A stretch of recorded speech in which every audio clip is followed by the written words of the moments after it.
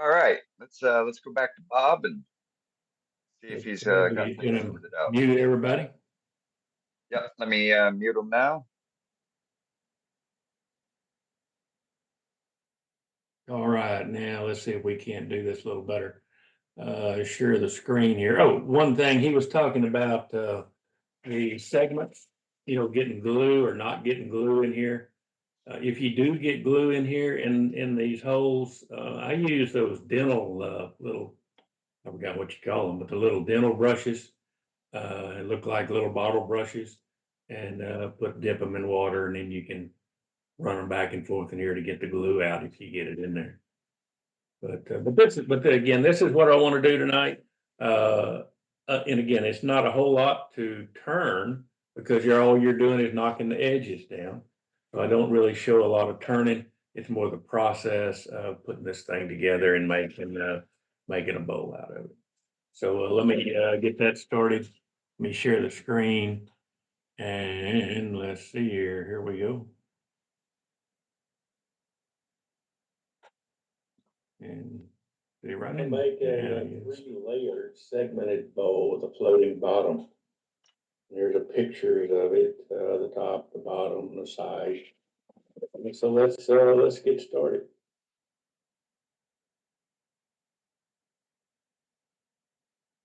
Start out all my segmented stuff this way. Start out with a graph and draw out the shape of the bowl. And then I color in the segments, for each ring.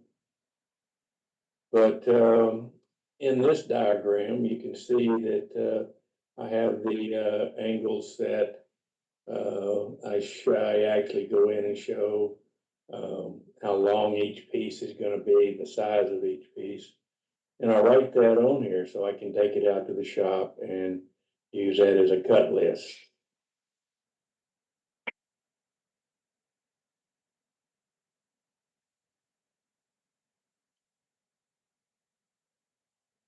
We'll have all my stock cut out for my bowl. It doesn't take a whole lot of material for a segmented bowl. This one here is going to be a, was it 5 rings, 6 rings? The bottom ring is the 6th ring. And that's a ring only because it's going to be a floating base. So this little piece right here is going to float in the middle of it. But other than that, that's it. It's just getting you a cut sheet like I have here. And it shows, I've tried to figure out how long the piece of each one of these rings I need. And that's it. That's all it's got. So let me start cutting the segments up and we'll go from there. Well, let me show you a few pieces here. There are several, different ways to do this. There's lots of different ways. Mine, I've tried them all. This is since I don't do it every day, then this is what I usually use. I have a simple fence. It fits on my miter gauge here, and it'll slide back and forth. With this T slot, you see the T slot in here, so it can slide back and forth. And I do have sandpaper on the side that the piece is going to run on. And that's to hold it so it won't slide when the blade hits. So I'll put this on here. And the other part is a 2-part thing here. The other part of it is this piece goes on the table saw itself with a blade guard or the blade, what do you call it? But the blade comes up through here. So when the piece is cut off, it'll hit this 45 and just slide off. So that's a piece that's easy to make. You just make an insert. You just make an insert for your table saw and put a little 45 piece on here just so that the piece, whenever it hits it, will slide off of it. So let me get it set up. But to set it up, I use a deal called a miter set. If I can get it right here, can you see that? It's called a miter set. It's very accurate. The width some different attachments here. It has basic, angles already set, already put in here. If you want to get it off to a half a degree or anything like that, you can, add this in here. So we can go into half a degrees for 5 degrees. So in our case, we're going to do 15. So let me set this up at 0 and 15. Get this out of the way.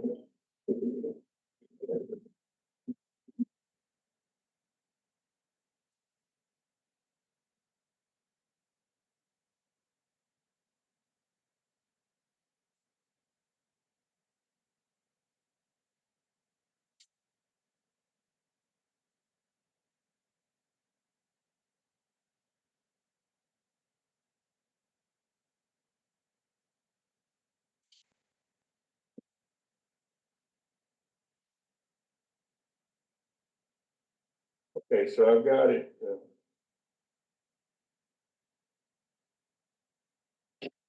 You put your miter gauge in here, and all you do is slide it up to it. You slide it up to the 2 pins. You see the pins?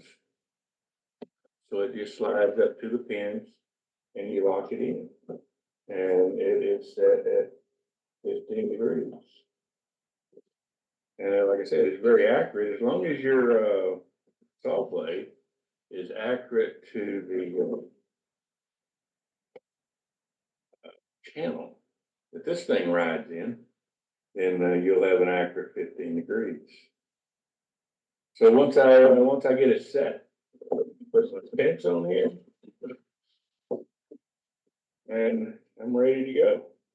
And I can adjust this fence back and forth to where they cut. It's right here at this edge. Okay, so this is the top ring. The largest ring I have. It's 3 inches. It's pretty large. You've got a large bowl, and I have large segments here. I've only have 12 segments per ring. So it's going to be pretty big. So I've got to make that swing through here. And it's going to be about a nearly a 12-inch bowl. I think it's 11.5-inch bowl. But I've got this set up. I've got my stop block on here. I think I've described the stop block before. It's just 2 pieces of wood so I can get up to the height of this. And it has one of those nuts that you screw in. So I drilled a hole, screwed that nut in, put a bolt in it, and this thing will adjust. I have a screw on this side just to keep that little nut inside here from coming out. I could have glued it, but screwing it's just as good. So I've got it set up now. So let me cut a couple of pieces.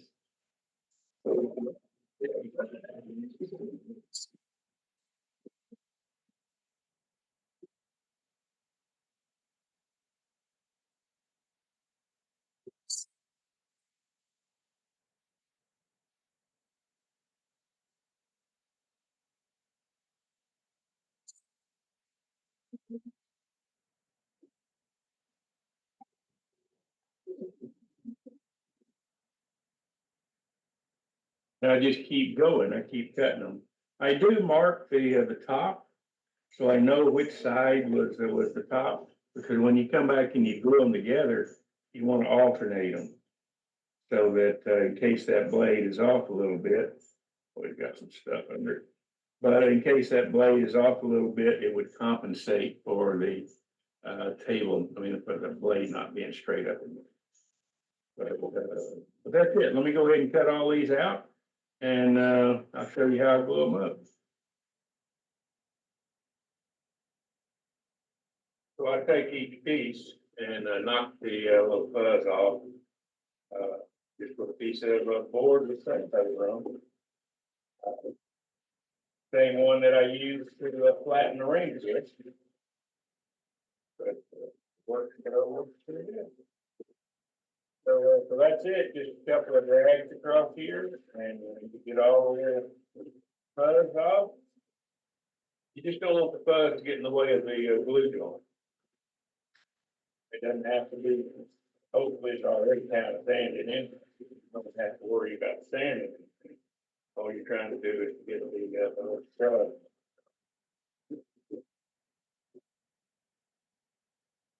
Hey, I gotta make some glue blocks here. This is gonna be the center of the bottom. It's gonna be a floating bottom. So I need to turn it till it's maybe a little less than a quarter of an inch thick. And to do that, I'm gonna put it on a glue block. And I have flattened this down to where it'll hold it. And just put some glue in a paper bag, brown paper bag, and stick it to it and put, sandwich it between that bag. A paper bag just allows it to come off easy. Let me do that real quick.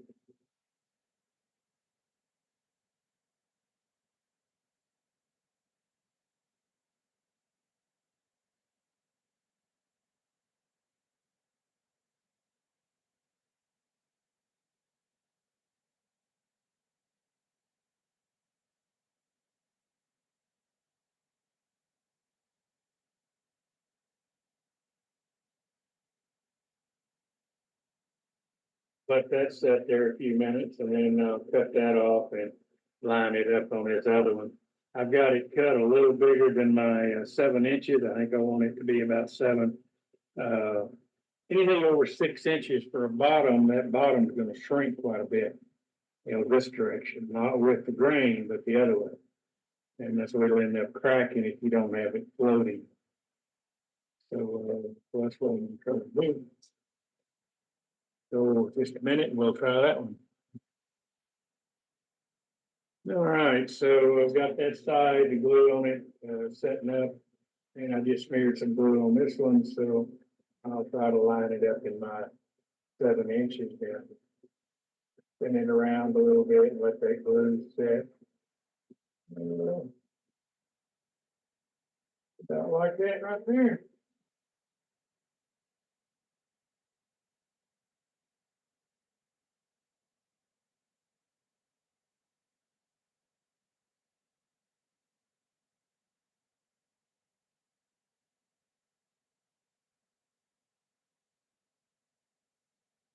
Put a little weight on it.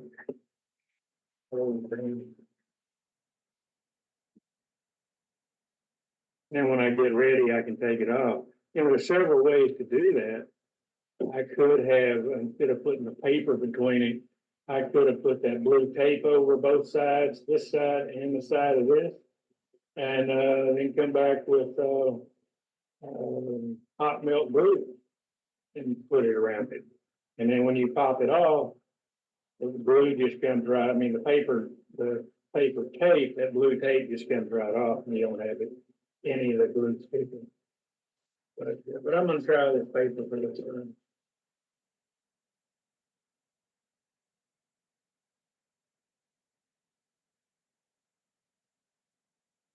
Okay, I need a second glue block for the actual bottom of the vase. And the bottom of the vase is that last ring is gonna be about 9 inches. So I've got a blue block here that I'm gonna make. I'm just making it bigger so the ring will fit on it. But this is just made out of a 1 inch nut. I'll drill down into the wood a little bit, put tape on the bottom of the nut and then epoxy it in. I do have to have a spacer here for make up room, otherwise it'll bottom out. So I don't want it to bottom out. So that's it. And just run it up there and top it up.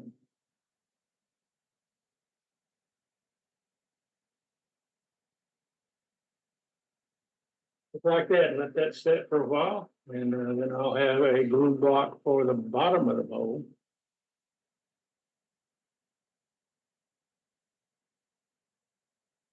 Okay, I'm gonna glue the rings up. This is the bottom ring.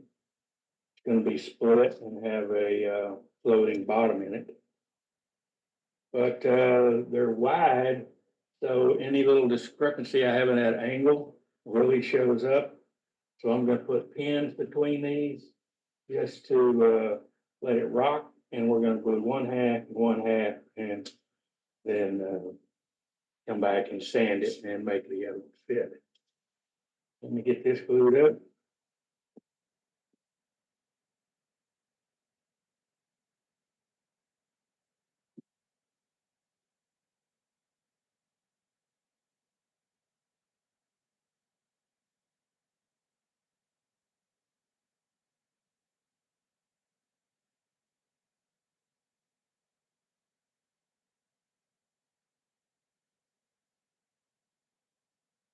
And again, this glue is pretty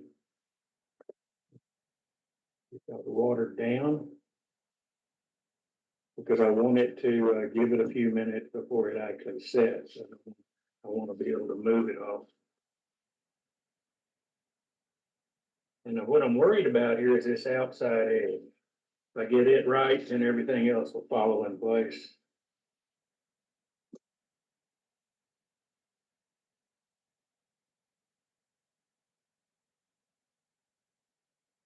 I don't want to glue that one.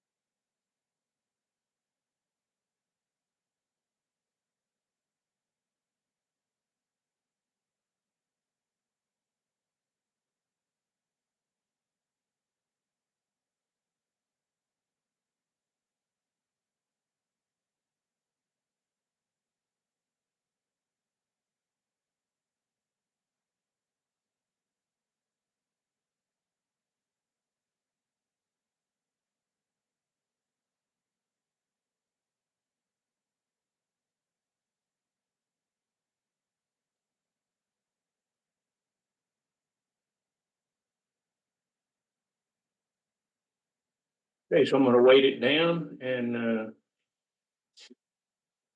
so it'll sit flat.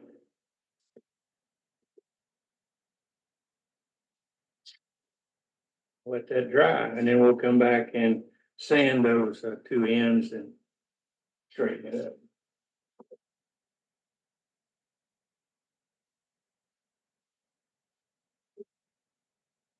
Okay, so now I just need to sand them a little bit and get them flat.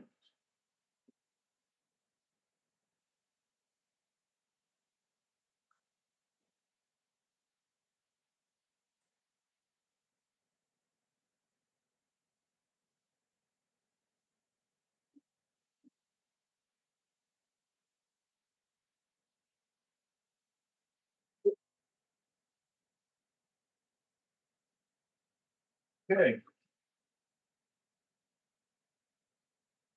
So it didn't take a lot to make them flat, and then now I can glue those two edges together, and I'll have a perfect circle.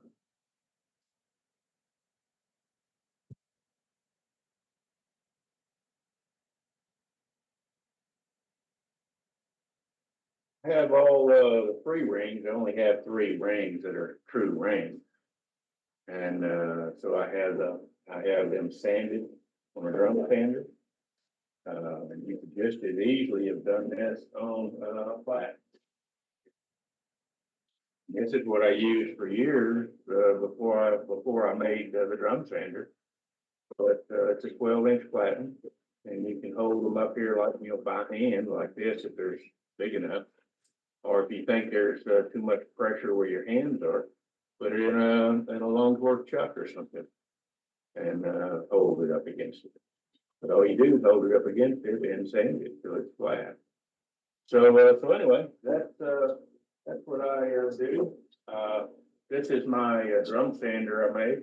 That's out of a 4-inch piece of PVC. Put it up here, made the frame, put it up here, and then trued it up because they are a little out of round.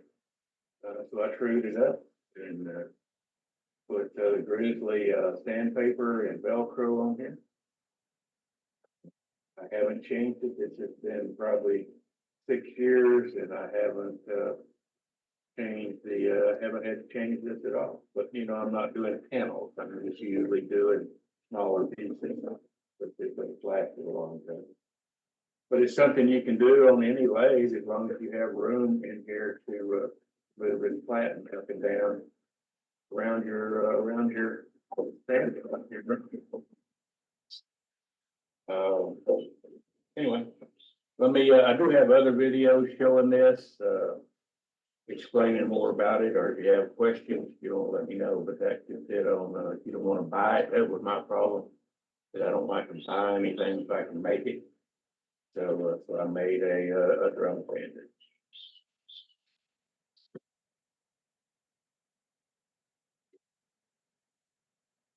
Okay, I've got my bottom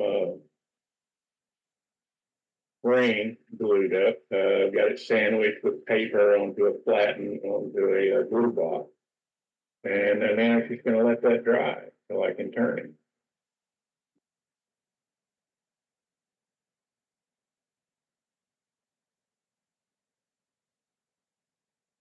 Got the first ring glued up on here on a glue block, and so all I need to do is to round it and round this inside out. Get it round and part it off. I want to try to part it off about a third of this top off, leave 2/3 left, because I am going to make a dado, I guess if you want to call it that, in this piece that's still on here, so I can put my bottom in. I've got to create a small thin bottom that I can sit in here and then glue these 2 halves back together.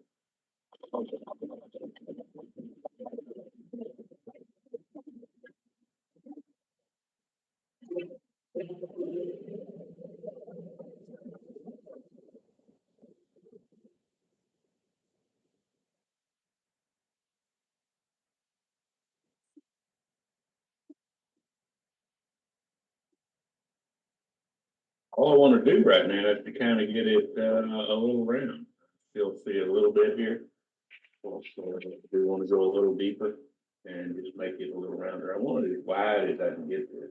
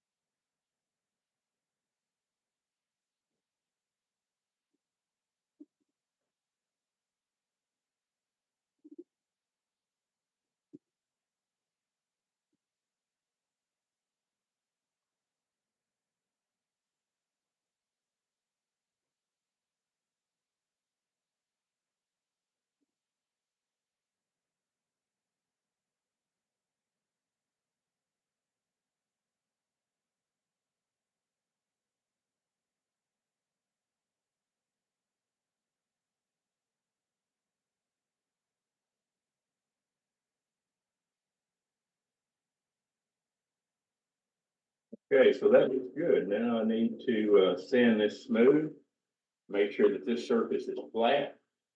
Because once I cut it off, I'm gonna flip it around and this becomes glued up against this one. So let me sand that flat a little bit.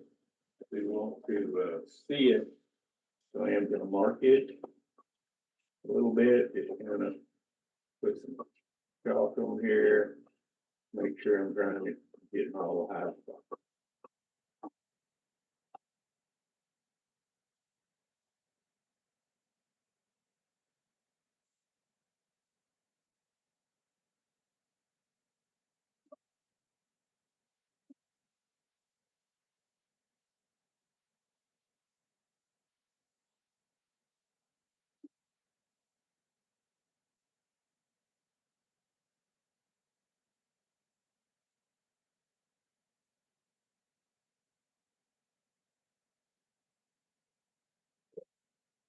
It looks good right there.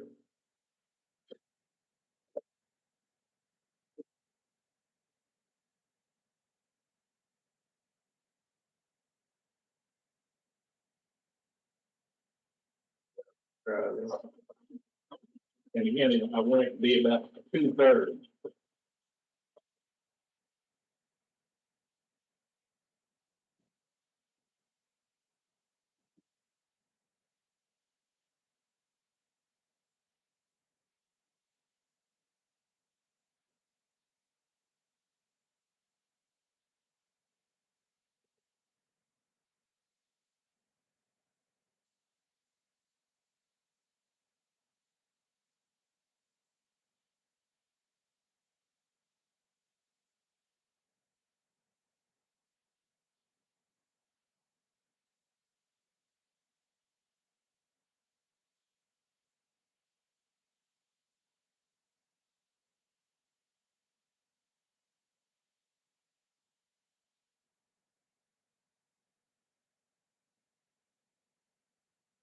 That looks good.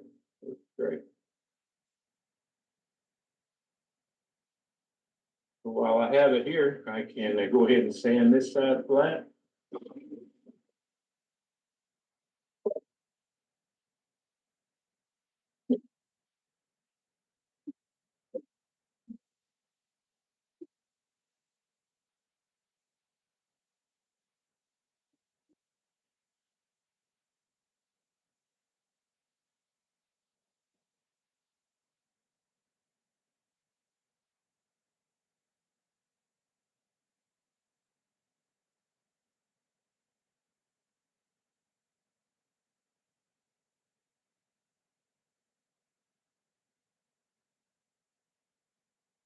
That.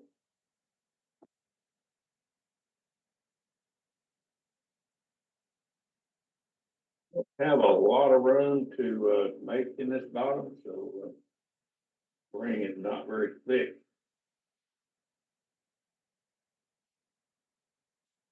So this other, the bottom in here can actually be super thin.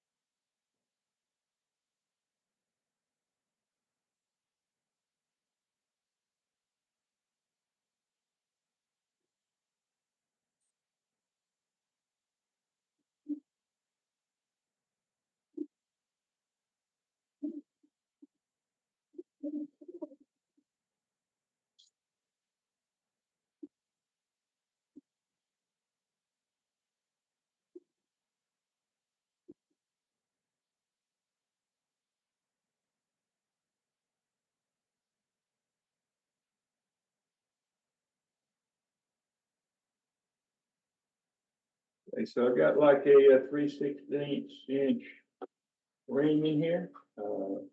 How wide is it? I don't know, maybe a 1/2 inch or 5/8, probably a 1/2 inch wide. So that ought to be plenty. You do need this surface flat, so let me see if I can do it.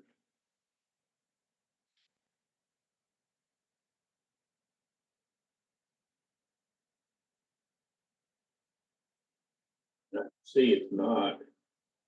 Uh, this inside edge is not as decent.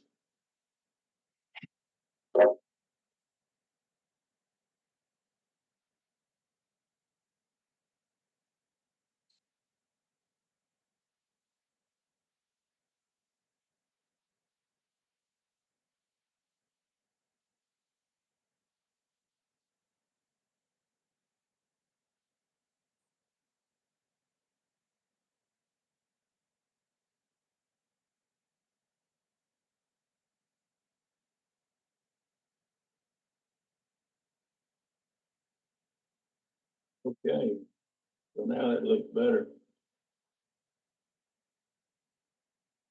Right, so that's good. So I have the actual bottom that's in here, and I need to cut this down to 3/16. So it'll fit in this slot that I've got. And make sure that this surface is flat when I do it, because it's gonna go upside down in here, and that will become the actual bottom of this, mold.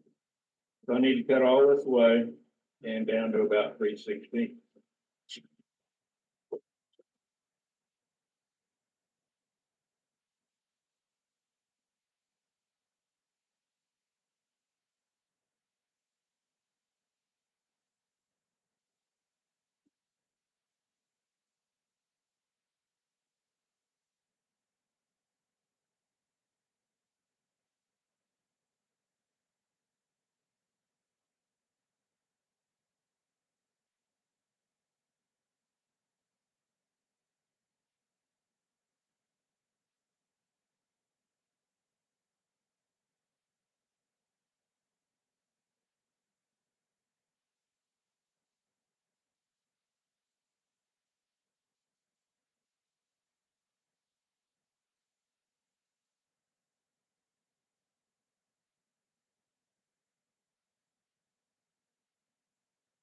So I've got it the right size, so now it fits in here, and it's still a little thick, but that's okay. I want to sand this side.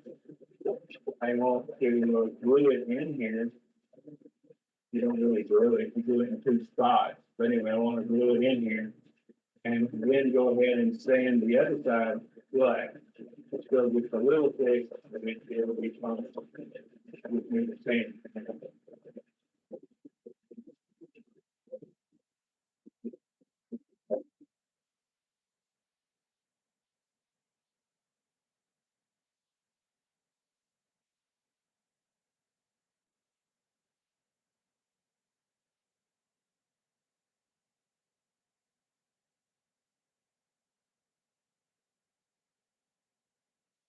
Again, I'm gonna check it for flatness and, yep, that's pretty flat up here.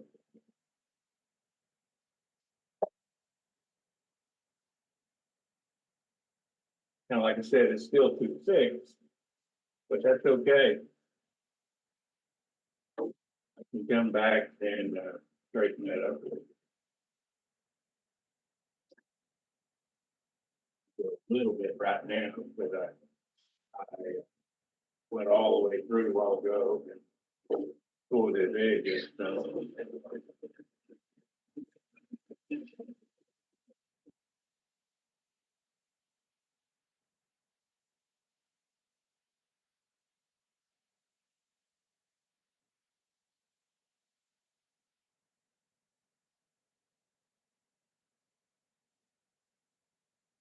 now I can put it on here and kind of look at it and see thickness. All right, yep, that's just about right. I've got probably less than a 30-second till it's taken out over here. So I just need to put it in here and then take the rest of it down to where it's flat. Let me finish sanding this side. Still need a little more in the middle.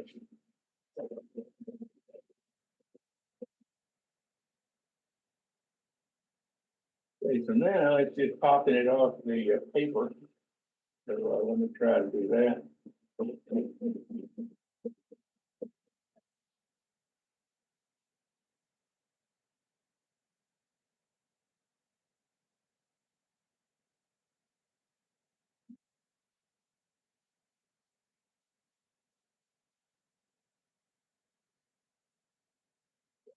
Came off pretty good.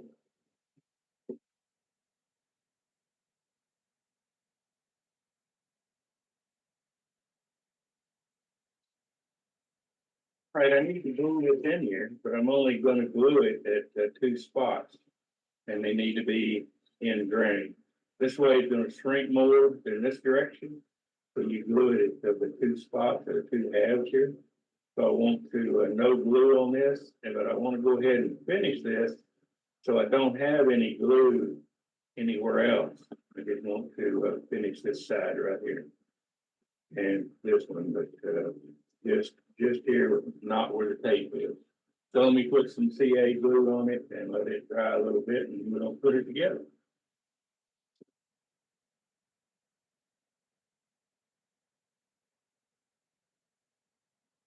So I have a finish on here, except for these two places. And I'm gonna put a little glue on here, just on this edge. So that it, and then press it up in here to where it just sits in here.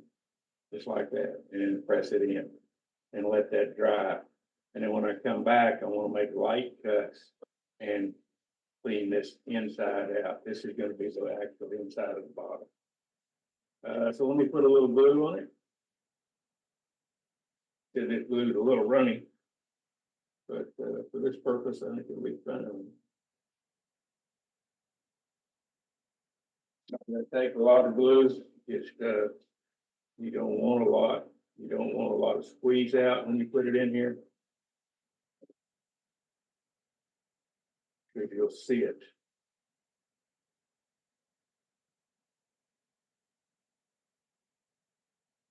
Yeah.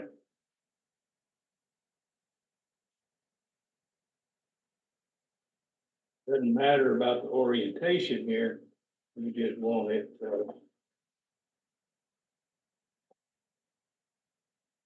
where it fits,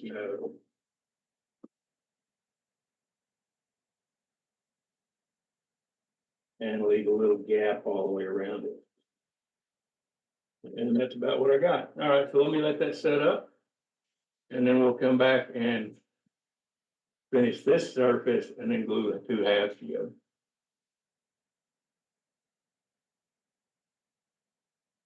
Okay, so I have the block glued in here. So again, this is my bottom. I'm gonna put a ring on it.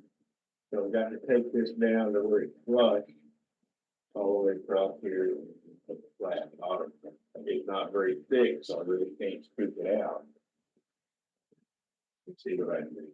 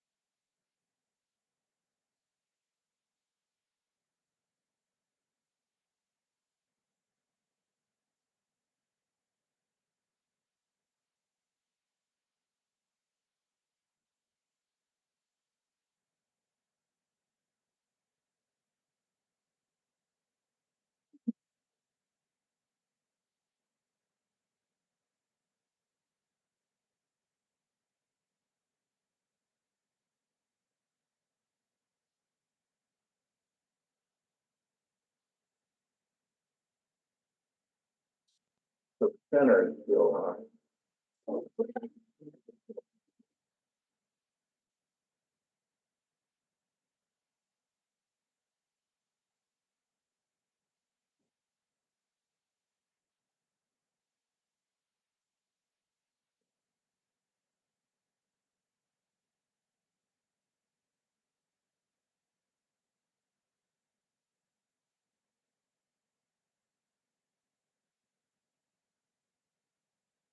I can just stand there.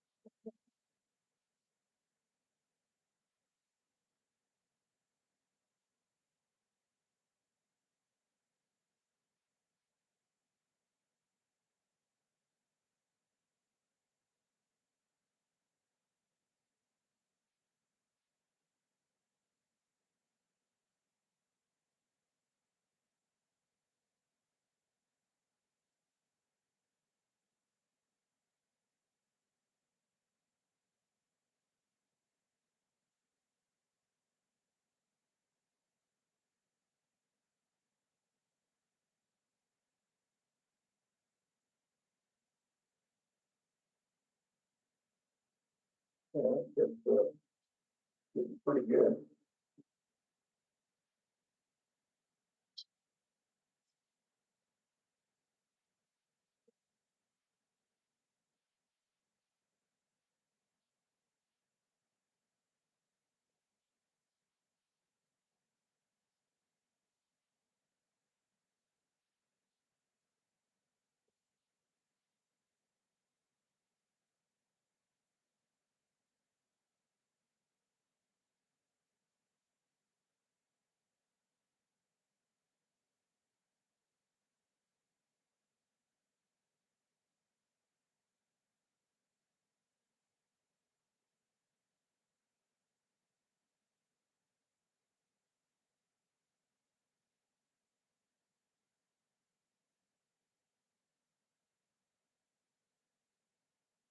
Yeah, I have the second ring glued on. Actually, this is the next to the bottom ring. It's pretty wide, but it is now glued on here. This first one is split. This is where the bottom is, and that right there is the next ring up. So that's gluing, and in a few minutes, it's been on there in about, I guess, about another 10 minutes. So I'll start turning that a little bit and go ahead and flatten it and then put on the next rings.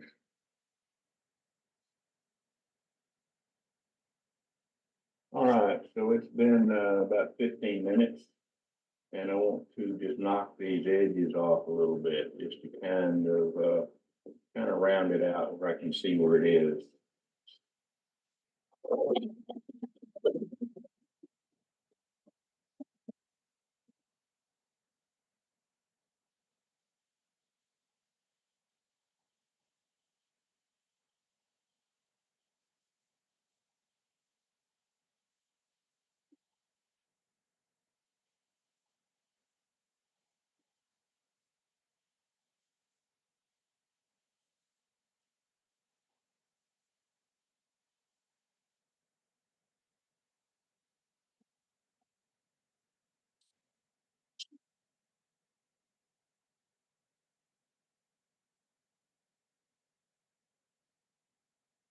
Okay, see, it's just a little bit off, but that's okay. That's the way these rings usually work. They're usually not exactly in place or exactly round. You know, sometimes they're oblong rings, but that's looking pretty good. Let me go a little further.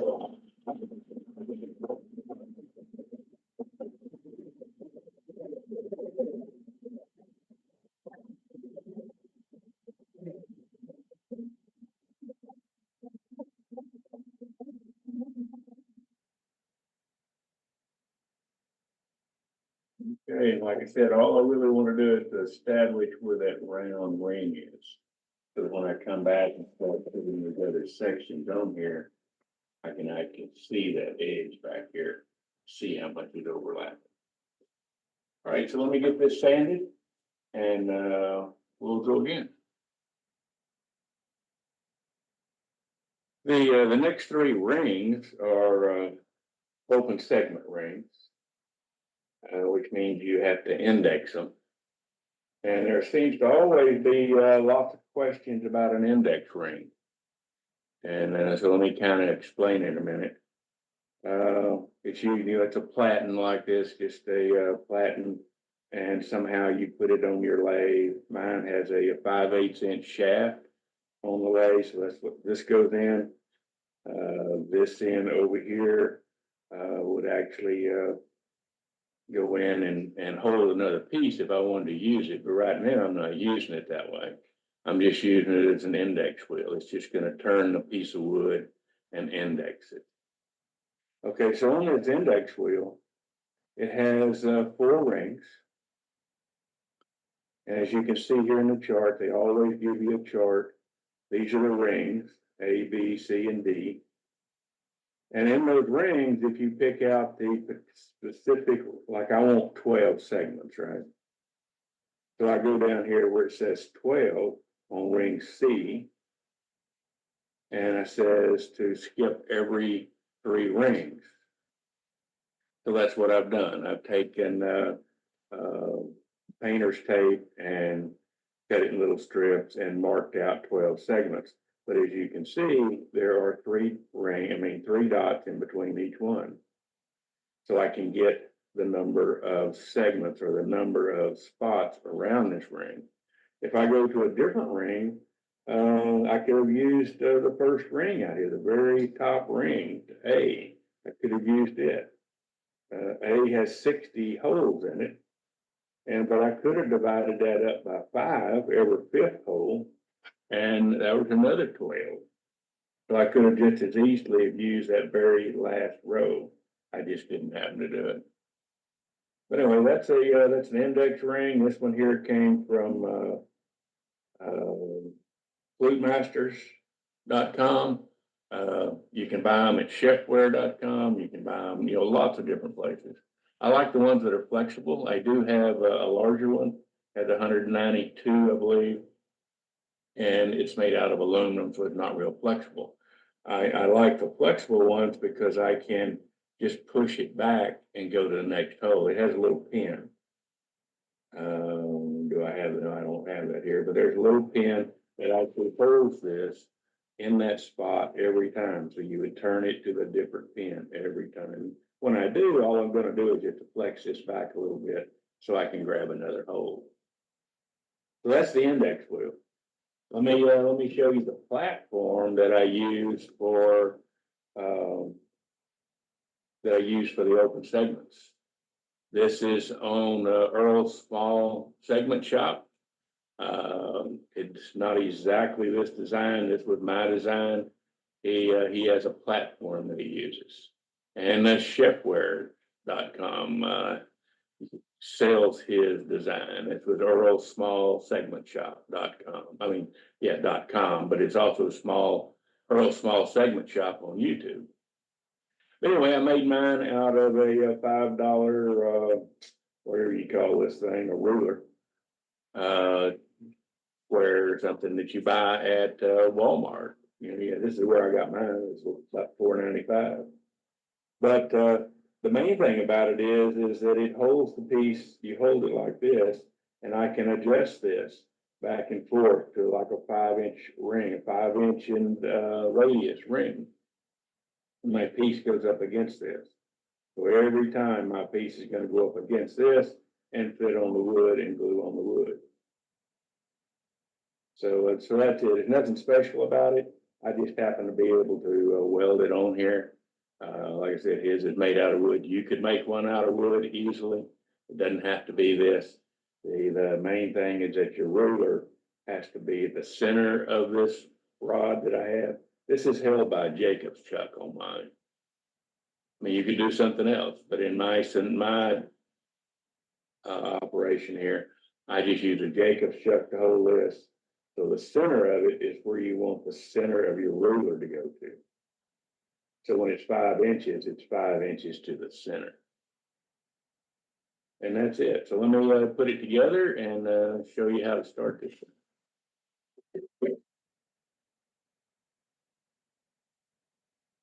All right, so let me show you what I have here. This is the block that has a pin in it that's gonna hold the wheel as it goes around at the 12 locations. I just have my glue block on here, the base of the bowl, and then the ring, and now where I'm gonna start gluing on the open segment. And go from this side, and you can see where I've taped off and have a pin sticking through. So I would pull it out and go to the next hole that's marked for the next segment. So right now, what I want to do is I do have my little platform set up here.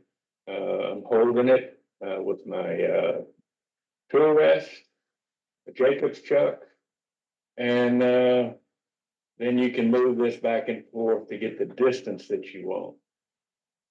So what I would do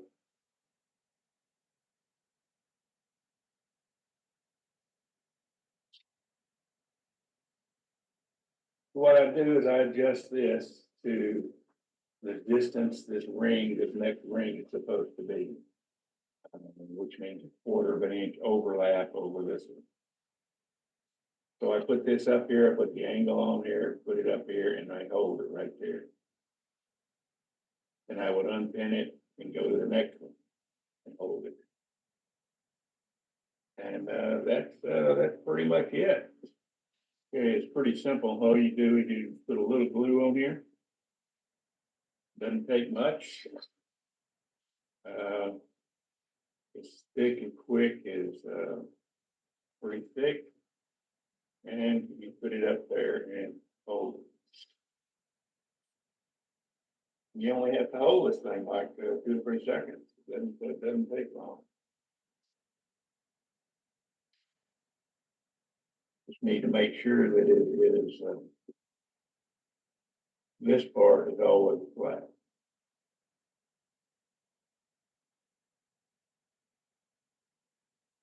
Okay, and then I index the wheel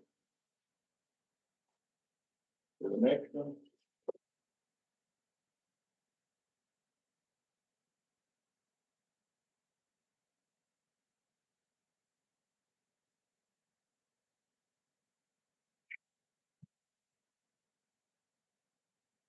Glue on it.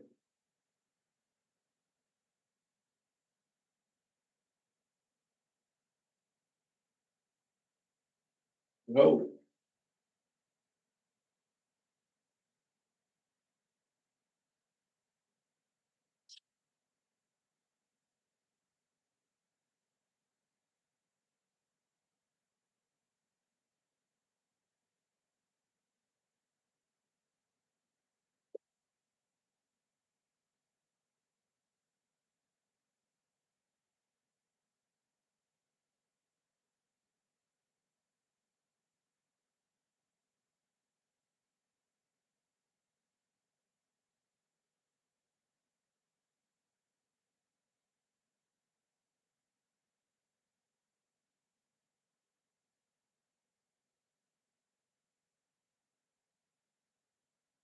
You can already see that my angles are off, but I don't think it's going to matter. I still get the spacing, and you're only going to have a little bitty window there to see that thing.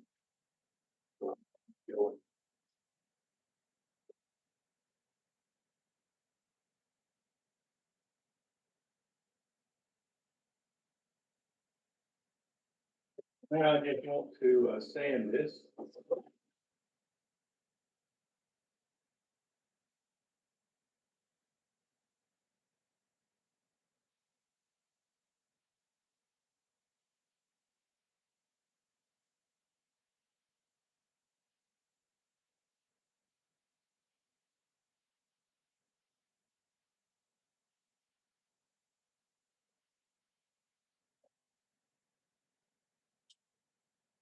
All right, I'm ready to do the next 2 layers. But the next 2 layers, because of the way this thing is made, I'm just going to hold it up here and eyeball the distance to make sure that it's even between each one of these. And it should be about a quarter of an inch. I just want to hold it up here and glue it, and I'll turn it and glue the next one. I don't need this platform to do that. But this is all because of the design I'm trying to get out of it. If it had been, something else, really an open segment range here, and every one of them would have had to be. So all I do is pull that up there and try to get it exactly where the other one is for about 5 seconds and just let it set.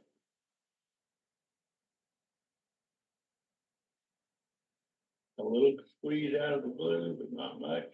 And then try to get it centered. Go to the next.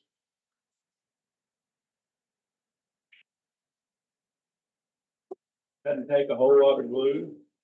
All you're just trying to do is to stick it on there.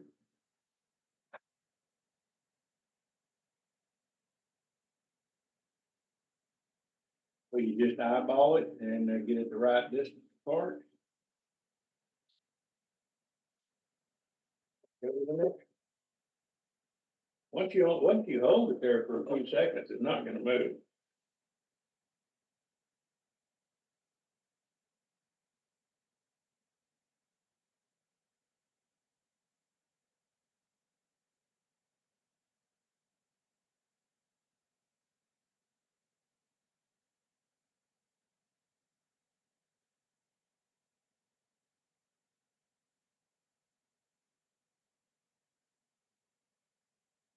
Here I have the feature ring created, and it's consists of 3 pieces here, 3 layers. And now I've got it sanded, so all I've got to do is to glue this one on here, and I should be able to turn it. So it's looking pretty good. It's going to be a 3-layer bowl with the Crocs in the middle of it. So let me get this ring glued on, and we'll go from there. You only want to glue between these lines. This is where the crack is, and you don't want glue on that. So I just want to glue this, and glue it in here, and put it together.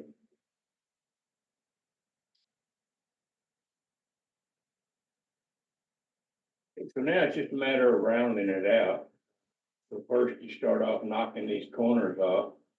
And basically you want to work from this end, from the outside down, taking it down. But let me knock a few of them off. Let's look at it.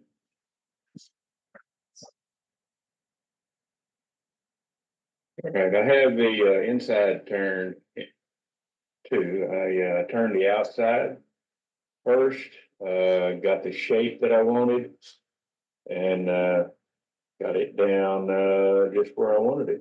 Now it's just, I still got to do the base. I haven't done it yet, but I've got the shape of the bowl made, and I have the inside turned. I don't know if you can see that. Let me put it on some light here. Nope, that didn't work. So anyway, but that's the inside of it turned, and I'm ready to sand this thing. Okay, it's time to get this thing off of here. So all I'm doing is tapping it around and breaking that paper apart.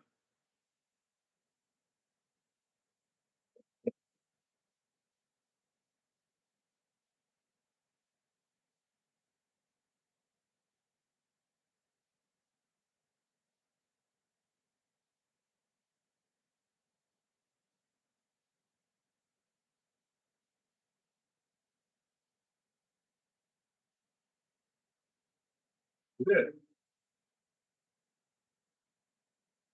All right, so I sanded the bottom, sanded it, and put Krylar on it. I wanted Krylar because I was afraid that if I put CA in it, I couldn't get it inside the little cracks here, and I sure couldn't buff it out. So I went ahead and sprayed Krylar on it, and I think it turned out pretty good. So anyway, that's my bowl. A little three ring with a split ring base and a floating base in the bottom of it. But that's it. Thanks, guys. All right. Very nice. Great Well job, done, Bob. Bob. All right. Well, thanks, guys. Amazing. That was very enjoyable. Well, good. These are easy to make. You just showed that. But they are easy to make, and they make any size you want. They're not complicated. You could have made these blocks smaller if you wanted them smaller. But in this case, I didn't need it, and it worked out easily to put all the little crosses in. Right. Hey, Bob, Go ahead. I loved this demo, but I really wanted to thank you for all the stencils and everything else you've made for our site, all free to our members. And without you, they wouldn't be there. So I truly thank you. All right, thanks. No problem. Oh, by the way, this I did send the little cheat sheet for this to Dave and pictures of it, so he should have that on the webpage somewhere. That would include the measurements and stuff. Sorry, go ahead, Sue. That would include the measurements and Oh, Brenda. sorry. angles and stuff that you cut each of the blocks. Right, yeah, all the angles and the link to the blocks and then the total of each segment, how long that piece of wood had to be to get all those segments out of it. And they're not like 35 inches or 38 inches long for each ring, so it's not a lot of wood here. Wow. You make it out of scrap pieces. I go to a mill. They have a mill here close to us, and where they're dimensioning wood, out for contractors, and they have a lot to throw away. So at the back of the building, they have all these big piles of, 1 inch, 3/4 inch to 1 inch thick, and maybe an inch, maybe an inch and a half wide, and that's plenty enough to make these out of. Great. I love that combination square hack, Bob. That was awesome. Yeah, that works great. It doesn't work great when you get small little pieces like Ray had. You've got to come up with something else. They're just too small to try to hold and put in here. I mean, you can do it, but I've just never wanted to go that small with it. 24 segments is about as small as I like. So You need a microscope. Oh, did we send it a Yeah. Nice. yeah, you gotta get pretty small. And even I forgot what the guy's name is. There's a guy that goes to SWAT, and he shows you his demo with SWAT, and boy, his segments are just super small. I don't know how he does it. I couldn't do it. It's just too little. That's Tom Lehman, isn't it? Yeah, I think that's it. Yep.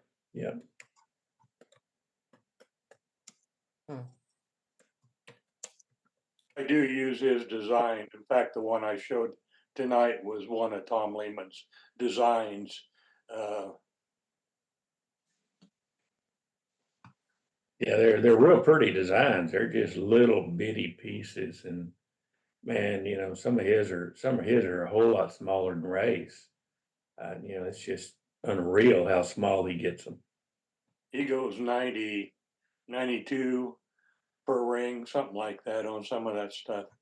And he does it all on a chop saw. Does he? Word. I'd be losing the pieces. Yeah, I'd never be able to find the segments. Yeah. Yeah, snip, that's for sure. Bob, when you were separating those two pieces, Mhm. what speed were you turning that at? Do you know? Probably 1,000, 900. Really? Everything I do is about 900, even turning the inside of these bowls and the outside, you're not turning a whole lot. And, I do use an Olan tool a lot for the center, for the inside. The outside is usually a roughing gouge, not a roughing gouge, a bowl gouge. But You know, you're not, if you use an Olan tool, they're only like 3/16 of an inch wide tip. So you're not cutting off a lot of wood at a time. So you can take your time and it doesn't jar the wood a lot. And anyway, it works real well. When I was making my picture frames, Mhm. a couple of them, I had a nice thick board. And I thought, well, if I can cut that thing in half, I can make 2 picture frames out of it. Sure, you could. Yeah, well, one of my picture frames ended up too thin, and I was using a thin parting tool, and it kept getting real hot and burning. Yeah, well, when you start putting that parting tool in there, if you tilt it a little bit, just rock it, then it makes the actual cut a little wider. I did that too. Oh, okay. It's still got, Yep. But yeah, finally I got down to the last 2 boards, and I just put them in the floor. I didn't cut them in half. You gotta keep that tool sharp too. oh yeah, you got to keep the tool sharp. Yep, I kept using my honing stone, whatever. Yeah. That didn't help much either. Yeah. Maybe you're taking too long. Maybe you need to be a little more aggressive and take more wood off. I don't know, but like I said, I finally decided I just put it all in make it shavings. I only got one frame out of the last board. That's why I don't do burls. You pay a lot for burls, and you end up with most of it in the floor. Hmm. I don't like to do them. But I anyway, enjoyed your video. well, thanks. I'm glad you did. I only do burls if I get the wood for free. There you go. Right. You said the reason you split the floating bottom and split that was so because of the stretching and stuff. It's because of the width. Anything over 6 inches, or that's what everybody says. I don't know. I made some with 6 inches or 6.5 inch bottoms, and nothing was wrong with it. But they say that anything over 6 inches wide, then you need to put a floating bottom in here. So this thing really floats. This little piece can move around. It doesn't because it's wedged in here, but it can move because your grain, it's going to shrink, and it shrinks not the length of the grain, not this direction. It shrinks more this way, sideways. Like the straws in here, the straws get smaller and not necessarily shorter. Okay. But that's the reason you're doing that. You can split this ring, and you can see the split ring here. So you split this ring and then sandwich this thing in the middle of them between those 2 rings. Right. Yeah, when you got to that part, I'm like, that looks like those picture frames I'm making. Yeah, right. It's about the same thing. Yeah.